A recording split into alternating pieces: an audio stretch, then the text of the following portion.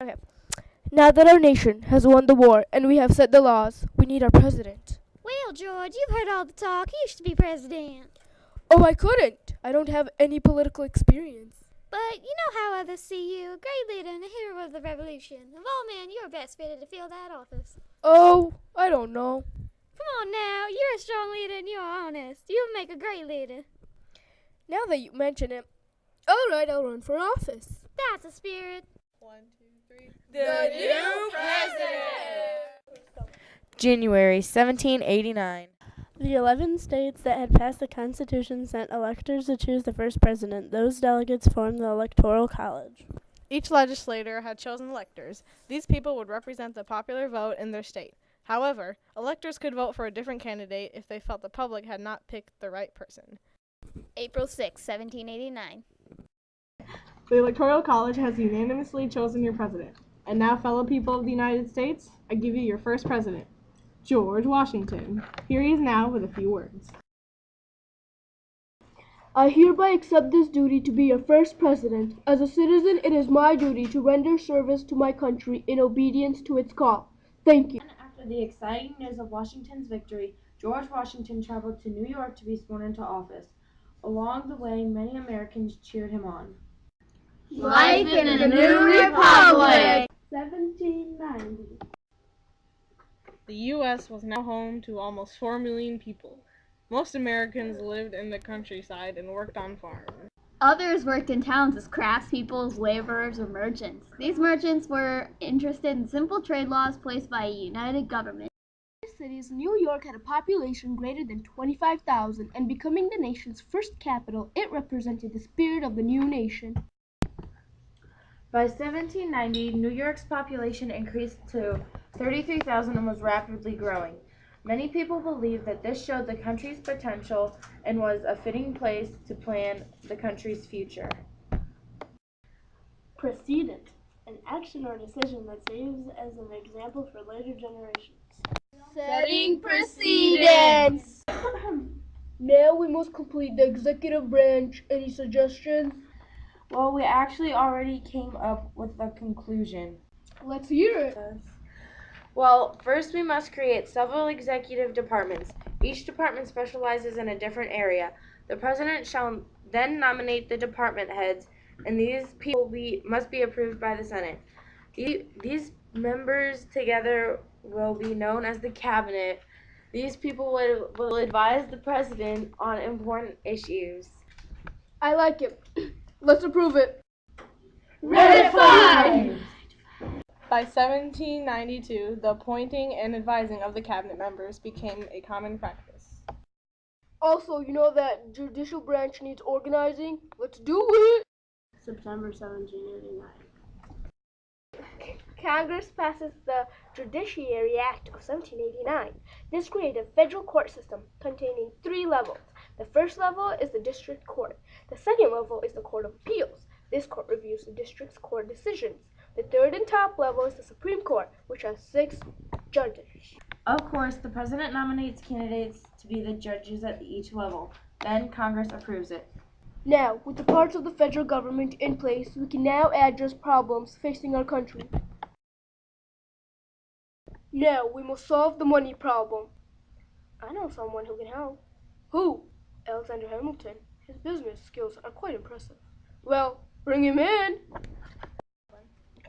As soon as George Washington appointed Hamilton as Secretary of Treasury, his skills were put to the test. Well, our biggest challenge is paying off the national debt. Many of these debts are in forms of bonds. Of course, some people sell their bonds to speculators. What I'm thinking is that we should pay off the debt we owe to foreign countries. In the process, repay those bonds over time. I disagree, eh? How so? People who sell their bonds to others will get cheated in the process because of the price they're selling it for, eh? Let's just see who the government agrees with. Alas, the majority of Congress agreed with Hamilton, and in 1790, the government exchanged the old bonds with new, better, reliable ones. The state's debt. Our states are $25 million in debt, so I propose that the government should pay $21.5 million. By doing this, it will increase the people's support for the government. Yet, some states like Virginia and North Carolina had very little debts to pay, so they did not want to help pay off the other states' debt. But because Hamilton needed those states to help, he got an idea on how he could get their help. I hear you don't like where the nation's capital is. Yes, we absolutely hate it. We hate it because it's too high north, and when it is all the way up in New York, it gives the northern states too much credit. I have an offer. We build the capital at a new location, a little more south, and your states help the government pay off the other states' debt. Yes, we'll do it! And so, the agreement worked. In July of that year, the House of Representatives approved the plan. So, they picked a place along the Potomac River in Philadelphia. All named Hamilton versus Jefferson! Both did not seem to cooperate for long. They both had separate ideas. Our government needs to be a strong central one. No, the people should be in charge and we should protect the power of the states, eh? We should pass proactive tariffs on foreign products so people will buy U.S. products. No, eh? We should lower taxes so farmers can keep their prices on goods low, eh? Debate over the bank! 1791. Hamilton and Jefferson's differences had come to the public's attention. We need to start a national bank so the government can safely deposit its money. You shouldn't be stretching the Constitution like that. It should only be stretched for necessary things. In the end, the President and Congress agreed with Hamilton. What? Grrr! Yes! The President and Congress believed that a national bank would offer more security for the economy.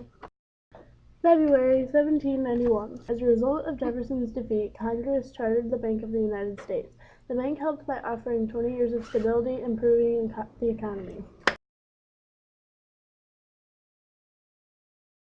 On the day of July 14, 1789, the citizens of Paris, France, went rebellious against their government. Furious, citizens attacked Bastille, a hated fortress and an unwanted prison which held enemies of the French crown. We want the Bastille! We want the Bastille! We want the Bastille! The attack of the Bastille was one of the first acts of the citizens' rebel against the monarchy. The American Revolution inspired the French citizens to want their country to be a republic. This also led them to cutting off their king and queen's head. A couple of months later, Great Britain and France went into war. Okay, ready? Let's go, France! Let's go, Britain! Let's go, France! Let's go, Britain! This debate divided the Congress, along with George Washington's cabinet. As U.S. citizens, we should have good faith and pursue a conduct friendly and stay unbiased towards the fighting powers.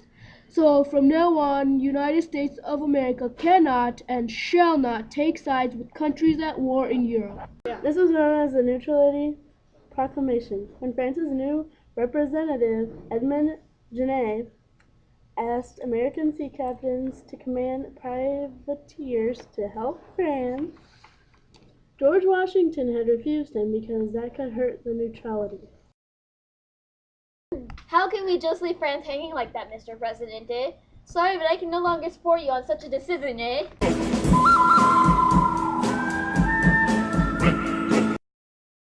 With that, Jefferson left the cabinet. However, he still had high respect for Mr. Washington.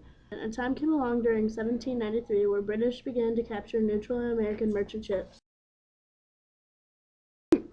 John Jay, you must go to London. Without a peace treaty, who knows what may go wrong? With that, John left for London. Since the British was not looking forward to another war with North America, they agreed to Chief Justice John's treaty on November 1794. We, Great Britain, agreed to pay damages for seized American ships. Your merchants may also trade items in the Caribbean. We shall not return to the northwest frontier either. And we Americans shall pay the pre-revolutionary debts to your fellow merchants. Although this treaty didn't solve much, that was the best America could do. Jay's treaty angered many critics. Not long after did another problem come up. As we know, New Orleans was an important trade port, but in 1784, Spain closed this port.